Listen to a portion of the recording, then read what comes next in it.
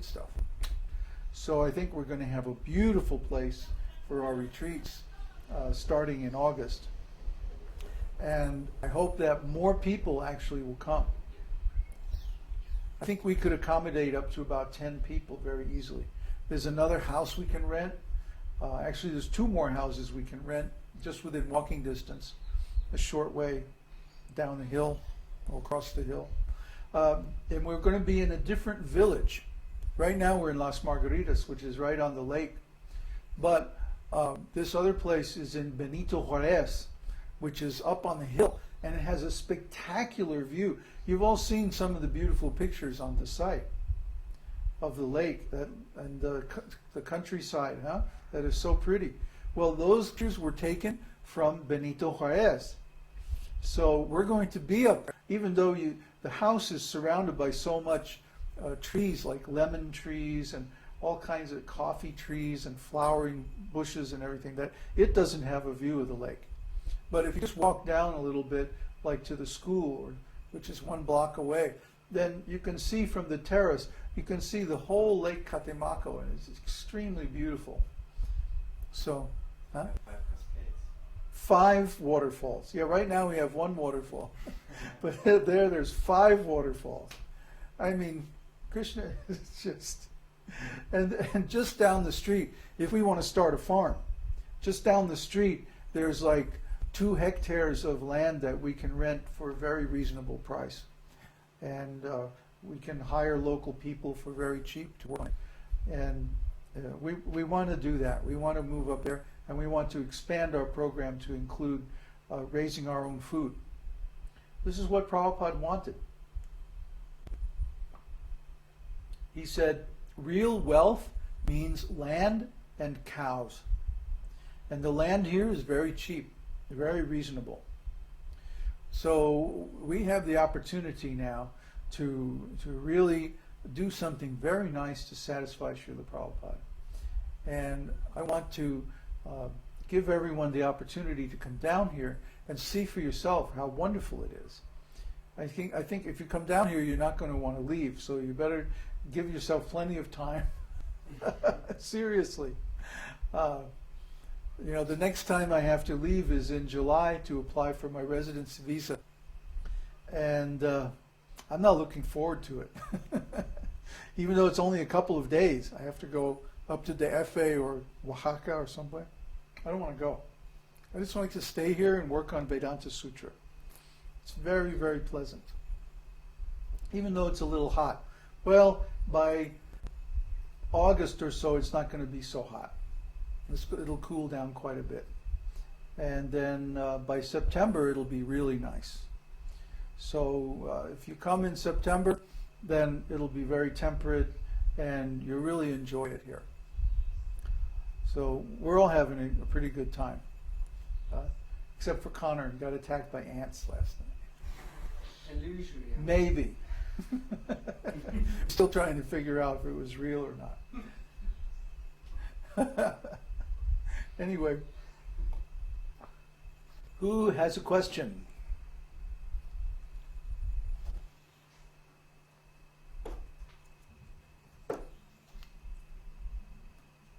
Somebody must have a question after seeing all that.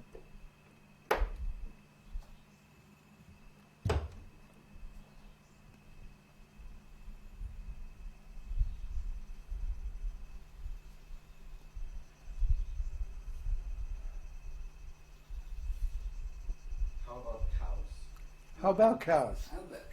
How now, brown cow? There are all kinds of cows here.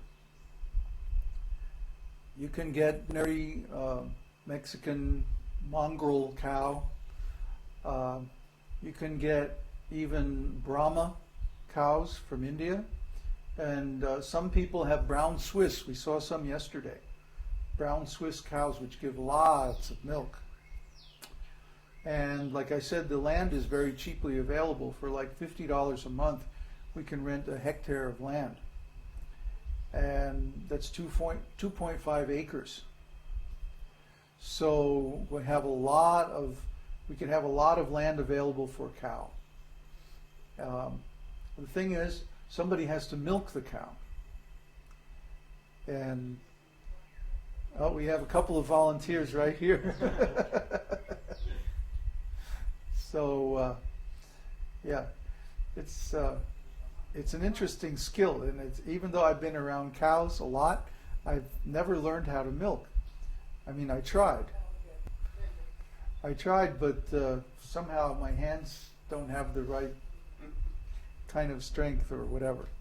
Anyway, cows are easily available, land is easily available, and even the place where we'll be staying is big enough that we could plant vegetables and herbs all over the place and hardly ever have to go to the store for anything except packaged goods.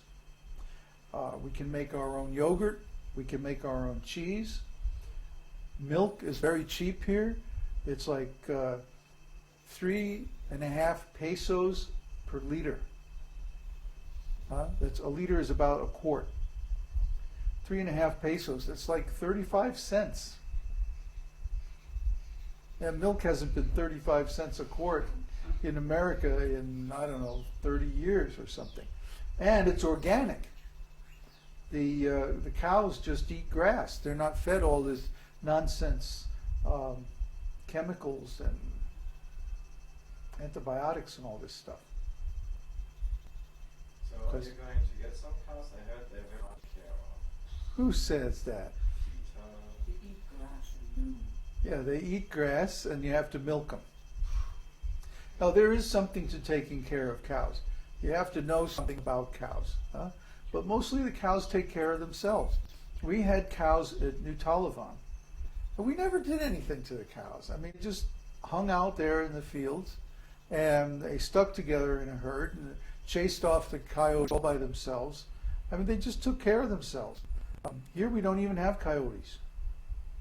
Anyway, I haven't been in a country place in a long time that didn't have coyotes.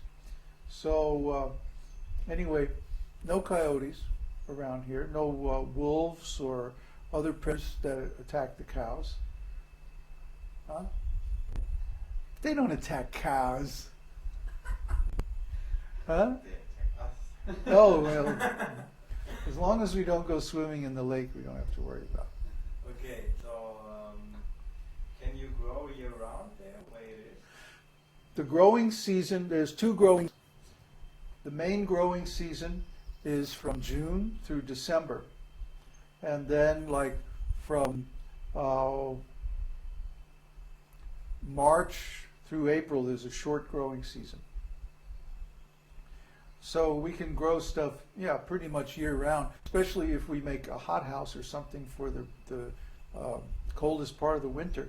We could have plants ready to set out right in the spring and have two growing seasons. This part of the year is kind of dry.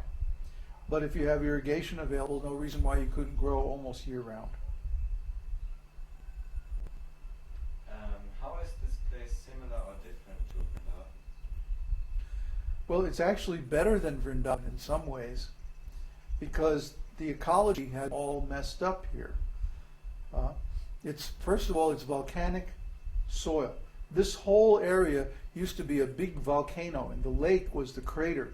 The main caldera of the volcano is now Lake Catemaco, and it's an extinct volcano. There hasn't been any activity in millions of years. We were just up yesterday. We were way up in the hills around some of the old cinder cones, and basically they're just like little swampy areas now. It's really pretty up there. We were just, our eyes were popping out of our heads. We couldn't believe it. But anyway, the soil is volcanic. That means it's extremely rich. And it's sandy clay. So, for example, I put tulsi in. As soon as I transplanted tulsis into some of the soil, they just went, well, you see them here, huh? I mean, they're just extremely vigorous. And they're putting out all kinds of, we have to pick the manjaris every day, or they would just go to seed. So these, this plant, this has got like, I don't know, a couple of dozen manjaris on it, and I pick them every day. So I can't even keep up with them. How is it better than Vrindavan? Well, the people here are very pious, and even though there is some cattle ranching, the people who keep milk cows don't kill them. You know, they don't sell them to the slaughterhouse. After giving milk their whole life, then they put the cows on the back pasture way up in the mountains, and they just let them graze there. So the people here are very pious. Even though they're Catholic, most of them, or like the fellow we're renting the house from, he says, I'm religious, but I don't go to church. Oh, yeah, we're the same way. That's our mood, you know. We follow the Vedas, but we don't belong to any religious organization. So there's a lot of people like that out here. And this Katimako area in general is a very spiritual place.